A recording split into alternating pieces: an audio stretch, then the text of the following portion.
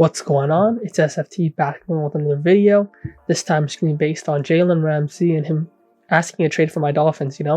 I expected of it, and I'm going to show you what happens when a team tries to buy a culture rather than build one. Before getting into this video, please subscribe. I'd greatly appreciate it.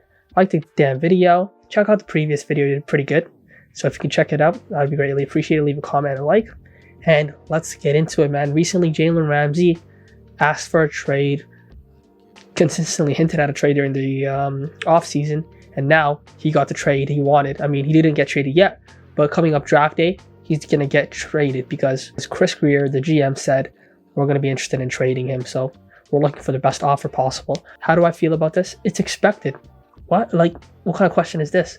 He has a history of doing this, Jalen Ramsey, in terms of he was with a previous team in the Rams where he was in a similar situation and he wanted a trade to a team that was ready to push into the playoffs or contend now. He clearly showed that, and they got the trade they wanted, and they brought him here. Now, am I personally shocked by this whole process of not just him, right? There's other star players on our team hinting that they're going to leave, and veterans also leaving. Taron Armstead done for the rest of his career, coming off a brutal knee injury.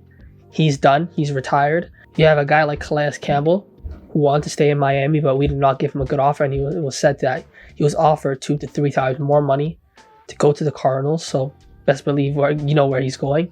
He's going to the Cardinals. And Tyreek Hill, right after the season, saying, I don't know what I'm going to do with my future, consistently hinting throughout the whole offseason, whether it be legal or illegal problems, that he's not interested in staying in Miami. Here and there, he'll come out and say, I like my situation here, yes, but you know how star players do. They hint consistently that they're not happy with their situation. They're happy not pushing into the playoffs, not winning anything. It's not something that makes them content, right? So, how did I expect this? Absolutely, I expected this. I made a previous video talking about the Miami Dolphins, and it was really just based on the mentality issue we have, the just thirst for really good players, but not enough structure and not enough back-end talent. Those star players really flourish in the system. We spend way too much money on star players. We're too top-heavy in terms of contracts, and our back-end is just not good enough. And it never made sense to me. We're a team that cannot beat teams that are better than us, but can consistently beat teams that are worse than us. So we're mediocre. We're a mediocre team with a mediocre or below-average GM and a below-average coach. But since the whole Jalen Ramsey situation was finalized in terms of him not being interested anymore, him seeing that they're not going anywhere. Obviously, last year, Miami finishing 9-8. The year before, he missed the first 7 games off of injury in training camp. But either way, getting bounced out in the playoffs, he clearly saw what we are. We are a team that simply gets to the playoffs. We don't have high expectations. We're a team that simply gets to the playoffs. Hopefully. Sometimes we'll even get to the playoffs. And we get a quick first-round exit, and that's it. We're not good enough to compete. We're no different than the Indianapolis Colts. We just look slightly better. We look slightly more cute, because we throw for more passing yards, but we don't run for clearly as much rushing yards as we were supposed to. We're just not that good, especially on the offensive side pertaining to running the football through the guards and center. We struggle running the football through the A-gaps. We just can't do it, right? We're just too soft. We're known to be a soft football team, but I want to get into Jalen Ramsey. He had a previous IG post. I believe he posted maybe 2 months ago. And when I saw that he wanted to trade, I thought about it right away. I'm like, this was just waiting to happen. No different than a guy like Tyreek Hill. I'm waiting for him to say, I want out.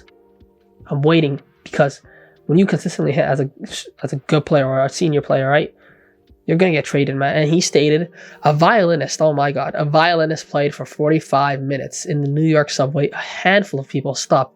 A couple clapped, and the violinist raised about $30 in tips. No one knew this, but the violinist was Joshua Bell, one of the best musicians in the world. In that subway, Joshua played one of the most intricate pieces ever written, with a violin worth $3.5 million.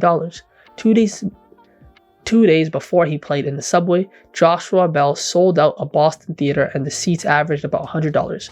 The experiment proved that the extraordinary in an ordinary environment does not shine, and is so often overlooked and undervalued. There are brilliantly talented people everywhere who aren't receiving the recognition or reward they deserve, who once they arm themselves with value and confidence and remove themselves from an environment that isn't serving them, they thrive to grow. Your gut is telling you something, listen to it. If it's telling you where you are isn't enough, go where you are appreciated and valued. Know your worth. Okay, so this right here, when I first read this, I'm like, man, this guy's speaking to my heart as a Dolphins fan. It's like he's trying to tell me I need to leave and not be a fan of this team. But the big part to take away from this is the experiment proved that the extraordinary in ordinary environments. Look, you bring great players like Tyreek Hill, like a guy like Bradley Chubb, right, into an ordinary environment, into a team where there's not great coaching. It's a team where there's poor GMing, poor drafting, poor developing, right?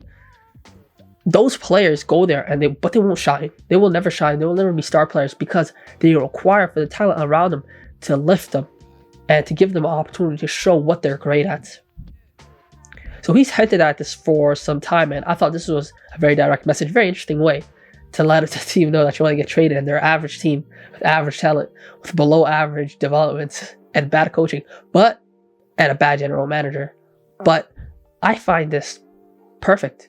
And I think that when you look at a team like the Dolphins, right, my biggest issue with the Dolphins when they go in after Tyreek Hill, when they went after Jalen Ramsey is you're making Super Bowl moves for a team that can barely make the playoffs. You're the Dallas Cowboys of the AFC. The Dallas Cowboys, you see them paying a lot for their quarterback. You see them paying a lot for in trade digs. You see them playing a lot of money for CeeDee Lamb, right? But they are below average teams in terms of the defensive line isn't up to par, right? Even though Michael Parsons is a part of it, yes. Dexter Lawrence is part of it, even though he gets injured here and there. But I made a previous video about them. You can go look at that. But in totality, right, they're not good enough to allow those talents. Dak Prescott, not a good talent, but to allow those guys, certain guys on the team, to really shine. There's not enough talent there. So what do? You draft better. You don't sign those guys to bigger contracts. No, you invest that money back into your team through the draft, through developing guys, through the coaching staff, right? And you push the envelope in terms of we need better, right? And that's the big issue I've always had with the Miami Dolphins. Like we've kept this GM, we've kept the same GM for 10 years straight. He's been a part of multiple rebuilds, all failing, all underperforming. Chris Greer is a criminal, man. And if you hear some of this guy's press conferences joking around, calling certain players out, right? You're the guy who drafted them. You're the guy who, I can't remember the last guy he really hit on a draft. Like, maybe Jalen Waddle, but he was confirmed good player coming out of college. But outside of that, think about a player for Miami Dolphins that was a great draft pick, especially in the first and second round, man. Devon A-Chain maybe here and there, right? But we needed more of a power running back. We needed to invest in that offensive line more than anything. So the big issue I have with the Miami Dolphins, to sum it up, is this is the result of maximizing a bad situation and selling dreams that you can't cash in. You sold a guy like Tyreek Hill a dream. You sold Jalen Ramsey a dream. You sold these star players a dream. And you hope that those star players will take you over the line. However, that's not how it works on any team. It's not how it works on any team. You need a good system. You need a good base of players in terms of players that can play with each other. They mirror each other's play style, and not just that, right? They elevate each other's performances. And then you can add that 1-2 star. No different than we see Chris Jones on the Chiefs, man. I think he's their star defensive player in general. You know, obviously they have like Trent McDuffie, part of their team, but he's really that core piece. And they have complementary players all around. We need to stop worrying about bringing in the Bradley Chubbs, bringing in star defensive players. We need to bring in a good set of players. And we have the cap space to do that. We really do, right? We have an opportunity, I know we're not, to fire this head coach, to fire the GM. How's he still here? Like, what is going... there has to be something illegal going on this team for a GM to consistently fire for 10 years. Still, just come to press conferences, talk normally. Like, people complain so much about Nico for the Dallas Mavericks as their GM, but man, our GM's getting away with murder, and he's not even getting taken off. The guy is still here. But outside of the GM, if you were to look at our cap space, right? 13th in total cap allocation, which is not that good, especially if you look at where the contracts put. Now, some contracts I expect to go, or I hope to go. I'll start with Tyreek Hill. I'd hope he can go, right? We do not need a star wide receiver. We need to focus on this offensive line, invest more money in the offensive line. I just saw Minnesota Vikings this offseason go pick up 2 offensive linemen from the Colts for big money. We need to do the same stuff. I want to see us signing offensive linemen or drafting them and developing them rather than us just paying for wide receivers to what? Get the ball out faster. Oh my God. The Miami Dolphins, they get the ball out so fast. No, we need to slow down the game, slow down the pace, be more ground and pound, be more tougher. Like the head coach, Mike McDaniel, man, you came from the 49ers. All you took was the pass game. That's all you took. You took nothing out of the running game other than just freaking flex, running to the outside, screen plays. You don't ever think to yourself, I got to run through these gaps. I got to set a certain level of physicality on my team. You never thought that? So Tyreek Hill, hopefully he can go, but there's some guys that are going to be going. Jalen Ramsey is gone. Jalen Phillips, 2 torn ACLs. He's done. Teron Armstead's done because of retirement. So we have a couple of guys who are going to naturally leave us in kill yards from the cap space. I really believe we can get to around 20, and that's where we should be because we are a below average team. We're not above average team. We then need to focus on the draft heavily, trade the guys that we need to trade. If we can get a first round pick, definitely. It's not too bad of a draft in terms of picking up some quality defensive players or developing them. It's not about picking up quality defensive players, man. It's about developing some of these guys. We need to stop talking about picking up guys, right? Develop them. We need to do a better job in that end. The GM, man, this guy's a criminal. But I expected all this to happen because of my Dolphins. I've seen the cycles go on. I've seen coaches come in, coaches come out, and the mentality of this team in terms of throwing money and star players are huge cultural problems. Like if you were to ask me, do you think those players respect the head coach and GM? Absolutely not. These guys are mercenaries. They're here to get a check and leave. It's that simple. It's already bad enough when in Miami. But these guys are here to get a check and leave, and that's all they care about. That's what they're here for. There's no passion for this team. There's no care for this team. And what can I say? I expected this type of year to happen. Next year, I expect us to be under 500 team again. The year after, under 500 again. Are we ever going to be good?